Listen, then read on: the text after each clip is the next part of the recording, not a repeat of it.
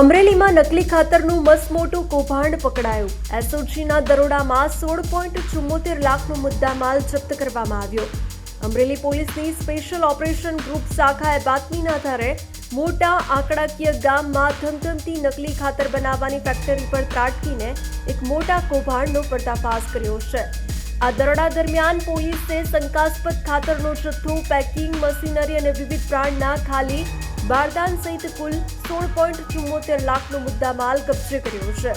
પ્રાથમિક તપાસમાં બહાર આવ્યું છે કે મંજૂરી વગર ગુપ્ત રીતે આ ખાતર બનાવીને ખેડૂતોને પધરાવવાનું આયોજન હતું, જેના નમૂના લઈને લેબોરેટરીમાં ચકાસણી માટે મોકલી આપવામાં આવ્યા છે।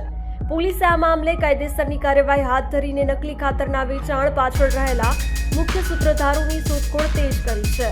ખેતીની મોસમ પૂર્વે જ આટલી મોટી માત્રામાં ડુપ્લિકેટ ખાતર ઝડપાતા પંથકમાં ભારે ચકચાર મચવા પામ્યો છે।